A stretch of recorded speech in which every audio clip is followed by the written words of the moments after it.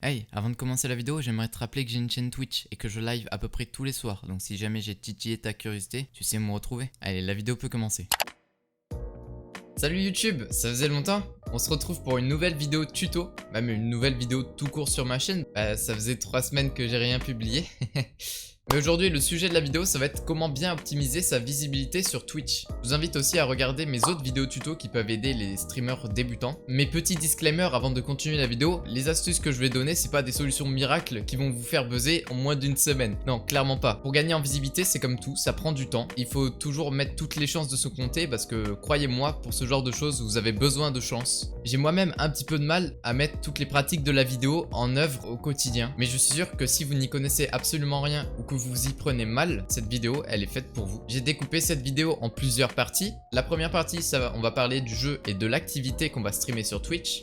La deuxième partie, j'appelle ça les horaires, c'est les horaires de stream tout simplement. La troisième partie, c'est le référencement de votre stream. La quatrième partie, ça va être la régularité. La cinquième partie, ça va être l'utilisation des réseaux sociaux. Et la sixième partie, c'est avant tout la qualité de son stream parce que c'est bien évidemment important. Bon, j'en ai fini avec l'introduction, donc sur ce, bonne vidéo! Dans la première partie de cette vidéo, je vais parler du jeu et de l'activité que vous allez streamer. En tant que streamer sur Twitch, vous êtes extrêmement dépendant du jeu et de l'activité que vous allez streamer. Et c'est pour ça que je vais vous donner quelques conseils pour savoir vers quel jeu vous orienter. Je pense qu'il y a deux grandes catégories de jeux qu'il faut essayer de différencier. C'est déjà les jeux saturés. Qu'est-ce que j'appelle les jeux saturés? C'est les jeux qui sont énormément vus, certes. Prenons l'exemple de League of Legends. C'est des jeux qui sont extrêmement streamés. On peut voir qu'il y a déjà des dizaines de streamers et dont la plupart tournent à 2 voire 1 viewer. Si jamais vous débutez dans le stream, commencez par ces jeux-là, ça va vous ralentir. Par contre, quand je parle de jeux niche, je vais prendre l'exemple de Animal Crossing. C'est des jeux qui n'ont pas forcément une grosse audience avec des dizaines de milliers de spectateurs, mais c'est aussi des jeux qui ne sont pas énormément streamés. Ça fait que les gens vont plus facilement tomber sur votre stream. Retenez bien qu'il faut faire attention au ratio nombre de streamers par nombre de viewers. C'est pas parce qu'il y a un jeu qui est ultra connu ou ultra populaire que vous allez forcément percer dessus. Même au contraire, il risque d'y avoir beaucoup de streamers et donc c'est plus difficile de vous trouver. J'ai un autre conseil à vous donner dans cette partie-là, c'est de faire attention aux jeux qui viennent de sortir ou qui vont sortir. Faites bien attention aux dates de sortie des jeux si jamais il y a un jeu qui suscite la hype et l'engouement chez les gens. Par exemple, à l'heure où je vous parle, c'est Ghost of Tsushima, qui est un jeu qui vient de sortir et on peut voir déjà qu'il y a quand même beaucoup de spectateurs là-dessus et il y a aussi beaucoup de gens qui ont commencé à streamer dessus. Il faut en fait vous préparer pour avoir le jeu le plus tôt possible et être l'un des premiers à pouvoir streamer ce jeu et un petit peu monopoliser les viewers qui viennent sur la page de ce jeu. Le dernier conseil que je vais vous donner dans cette partie-là, c'est d'essayer de faire des lives interactifs avec vos viewers. Je dis pas d'en faire à chaque live, mais d'en faire quelques-uns quand même, ça peut être sympa. Surtout, reprenons l'exemple d'Animal Crossing New Horizons.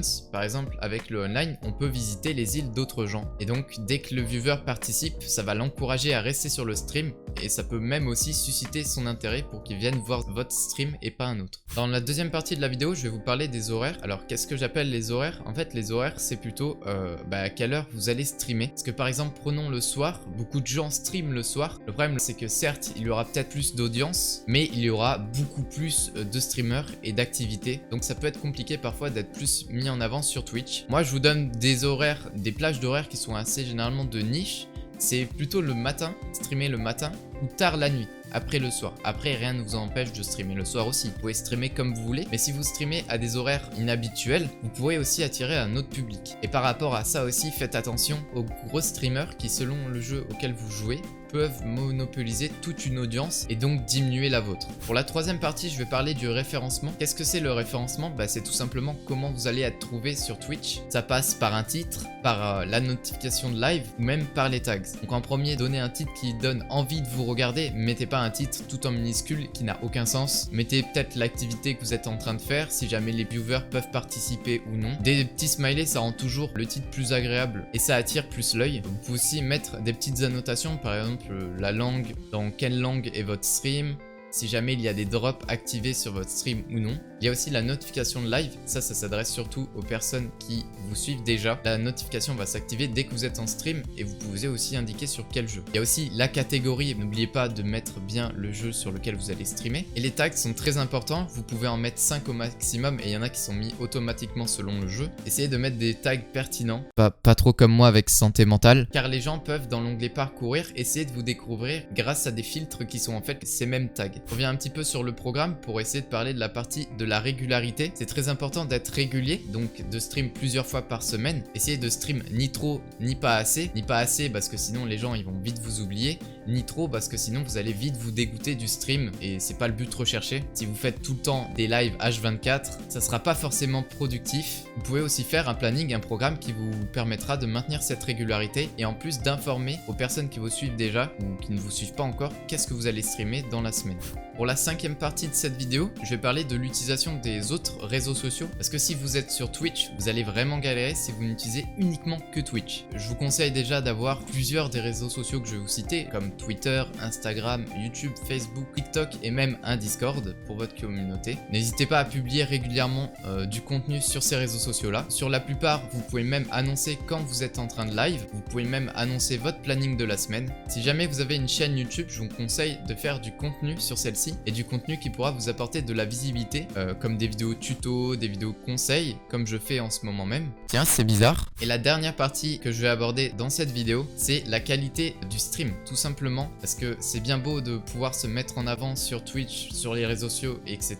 Et ça va pas garantir que les gens vont forcément rester sur votre live si vous faites n'importe quoi ou que votre stream est ennuyeux à regarder. N'oubliez pas d'animer votre stream, réagir avec le chat en temps réel, etc. Essayez d'être original, démarquez-vous par une identité graphique, un aspect visuel, un contenu, un concept. Essayez aussi d'être un maximum professionnel pour que les gens restent sur votre live et si que cette personne s'investit dans son live.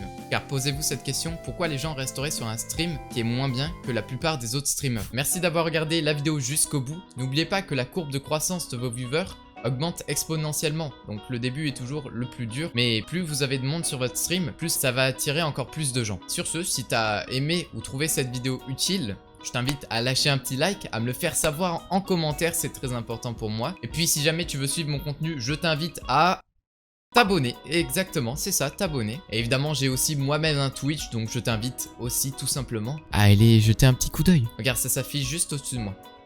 Maintenant que tout ça est dit, je vais vous laisser. Je vous dis à la prochaine et surtout, restez gentils.